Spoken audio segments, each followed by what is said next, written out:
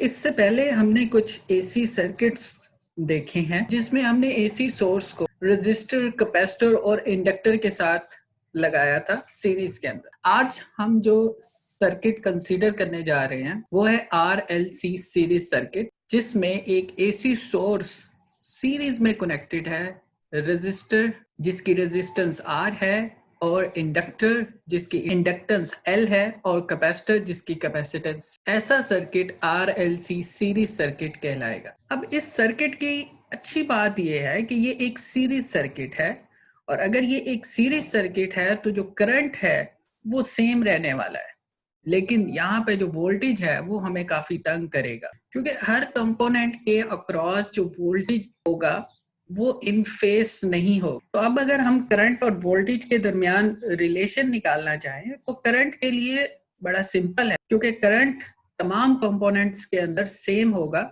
लेकिन वोल्टेज जो है वो थोड़ा डिफिकल्ट होगा, और वोल्टेज के लिए हम phasor diagram use. Phasor diagram हमारे काम को बहुत ज्यादा आसान बना देगा, लेकिन फेसर डायग्राम बनाने से पहले आपको 3 चीजें जहन में रखनी है जो कि बहुत जरूरी हैं, और वो ये है कि रेजिस्टर के केस में वोल्टेज और करंट इन फेस होते हैं। इंडक्टर के केस में वोल्टेज लीड करता है करंट को by an angle of 90 degree, और कैपेसिटर के केस में करंट लीड करता है वोल्टेज को by an angle of 90 degree. तो आप ये, क्योंकि एक RLC सीरीज सर्किट है, तो यहाँ पे हमने इन तीनों चीजों को जहन में रखना है, क्योंकि इस सर्किट में रेजिस्टर भी लगा है जिसमें वोल्टेज और करंट इन फेस है। इस सर्किट में एक इंडक्टर भी लगा है जिसमें वोल्टेज लीड करता है करंट को by an angle of 90 degree, और इस सर्किट में एक कैपेसिटर भी लगा है जिसमें करंट लीड करता है वोल्टेज को by an angle of 90 degree. तो अब अगर हम इसकी फेसर डायग्राम ड्रा करें तो यहाँ पर आप देख सकते हैं कि ये करंट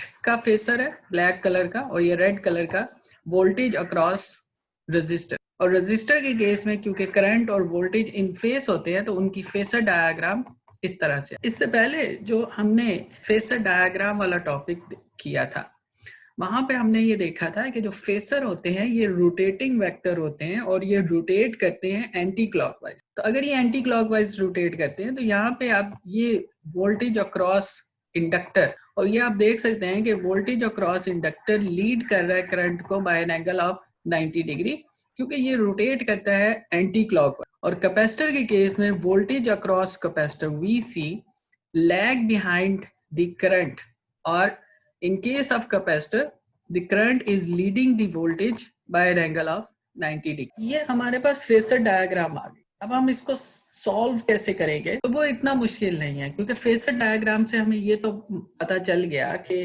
वोल्टेज अक्रॉस इंडक्टर और voltage across capacitor opposite direction में है, और अगर ये अपोजिट डायरेक्शन में है तो ये एक दूसरे को कैंसल आउट करेंगे, और जो रिजल्टेंट होगा हमें उसी डायरेक्शन में मिलेगा जिस डायरेक्शन में फेसर वेक्टर की लेंथ ज्यादा है। तो यहाँ आप देख सकते हैं कि VL और VC अपोजिट डायरेक्शन में है, तो ये एक दूसरे को कैंसल आउट करेंगे, और जो हमें रिजल्टेंट मिलेगा वो VC की डायरेक्शन में मिलेगा, क्योंकि VC वेक्टर की लेंथ ज्यादा है। तो अब हम इसको सिंप्लीफाई करते हैं। तो फ्रेंड, क्योंकि VC और VL अपोजिट डायरेक्शन में थे तो वो एक दूसरे को कैंसल आउट करेंगे, और हमें जो रिजल्टेंट मिलेगा वो VC की डायरेक्शन में मिलेगा, क्योंकि VC फेसर की लेंथ ज्यादा थी।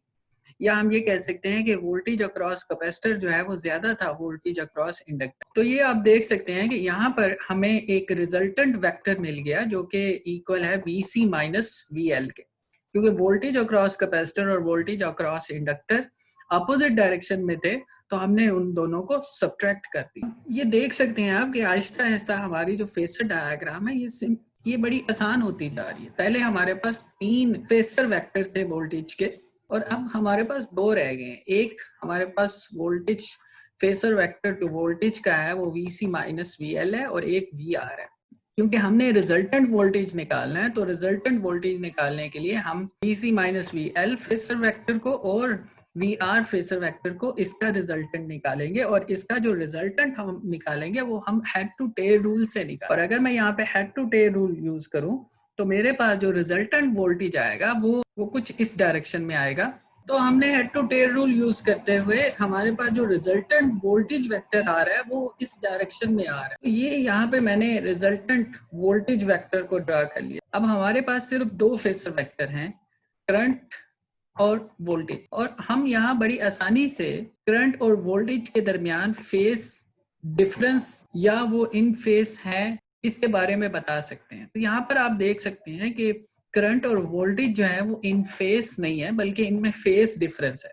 और कितना फेस डिफरेंस है, वो ये एंगल है, ये एंगल जो फाई है ये फेस डिफरेंस है बिटवीन करंट एंड वोल्टेज। तो आपने देखा कि किस तरह फेसर डायग्राम ने हमारे काम को आसान कर दिया और बड़ी आसानी से हमने रिजल्टेंट वोल्टेज और करंट के दरमियान फेस डिफरेंस फाइंड आउट कर लिया। इससे पहले जो हमने फेसर डायग्राम ड्रा की थी वो हमने उस केस के लिए की थी जिस केस में VC is greater than VL था। अब ये जो फेसर डायग्राम मैंने आपके सामने ड्रा की है ये वो केस है जिसमें VL is greater than VC है। ऐसा आप देख सकते हैं कि जो हमारे पास रिजल्टेंट आ रहा है VL माइनस VC का, वो इन दी डायरेक्शन ऑफ VL आ रहा है। ये हमारे पास रिजल्टेंट वोल्टेज वेक्टर होगा, और अब ये करंट वेक्टर फेसर वेक्टर और ये वोल्टेज फेसर वेक्टर, तो इनके दरमियान जो फेस डिफरेंस है वो ये फाई इंडिकेट कर। ये एक आपके पास राइट एंगल ट्रायंगल बन रही है। इसमें ये जो लेंथ होगी, क्योंकि ये लेंथ और ये लेंथ इक्वल है, तो ये लेंथ VL माइनस VC के इक्वल है, तो ये लेंथ भी VL माइनस VC के इक्वल होगी। तो अब अगर हम इस राइट एंगल ट्रायंगल के ऊपर पाइथागोरस थ्योरम लगाएं तो वो हमारे पास कुछ इस तरह से आ जाएगा, V square is equal to VR square plus VL minus VC whole square. और ओम्स लॉ को अगर हम यूज करें तो ओम्स लॉ के मुताबिक V is equal to IR, so ये VR स्क्वायर की जगह IR स्क्वायर आ गया और VL की जगह IXL आ गया, बिकॉज जो रेजिस्टेंस होती है इंडक्टर की वजह से उसको हम इंडक्टिव रिएक्टेंस कहते हैं और उसको हम XL से शो डिनोट करते हैं। तो यहाँ पे R की जगह XL आ गया। इसी तरह जो कैपेसिटर रेजिस्टेंस ऑफर करता है करंट को उसको हम कैपेसिटिव रिएक्टेंस कहते हैं और उसको हम XC से डिनोट करते हैं। तो ओम्स लॉ को जब हमने VC के ऊपर यूज किया ये आ जाएगा IXC। और होल स्टेप में हम ये कह रहे हैं कि V square is equal to I square R square, और यहाँ से आई स्क्वायर को कॉमन ले लिया और ये हमारे पास रह जाएगा V square is equal to I square R square plus I square into XL minus XC whole square. Next step में हमने लेफ्ट हैंड साइड से आई स्क्वायर को कॉमन ले लिया, तो हमारे पास इक्वेशन आ गई V square is equal to I square into R square plus XL minus XC whole square. उस इक्वेशन में अगर हमने I की वैल्यू निकाली तो वो हमारे पास आ जाएगी I square is equal to V square divided by R square plus XL minus XC whole square. यहाँ अगर दोनों तरफ स्क्वायर रूट ले लें तो ये इक्वेशन हमारे पास आ जाएगी I is equal to V over square root of R square plus XL minus XC whole square. और V को अगर दूसरी तरफ ले आए तो I over V is equal to 1 over square root of R square plus XL minus XC whole square. यहाँ पे एक कंसेप्ट हम यूज करने जा रहे हैं और वो है इम्पीडेंस का। इम्पीडेंस को हम डिफाइन करते हैं the combined effect of resistance and reactance in a circuit is known as impedance. इसको हम Z से डिनोट करते हैं और इसका फार्मूला होता है root mean square value of voltage divided by root mean square value of current. So Z is equal to V over I। इस इक्वेशन में हमारे पास आ रहा है I ओवर V। अगर हम इसको उल्टा दें तो ये V ओवर I हो जाएगा, और अगर हम इसको उल्टाएंगे तो हमें इसको भी उल्टाना पड़ेगा। तो हम इस इक्वेशन को लिख सकते हैं V over I is equal to square root of R square plus XL minus XC whole square, and V over I is impedance, और इम्पीडेंस को हम Z से डिनोट करते हैं। तो इम्पीडेंस तो V ओवर I की जगह हम Z लिख लेंगे which is equal to square root of R square plus XL minus XC whole square, where Z is called impedance of the circuit. और फेज फाइंड आउट करने के लिए हम ये फार्मूला यूज करते हैं tan phi is equal to XL minus XC over R,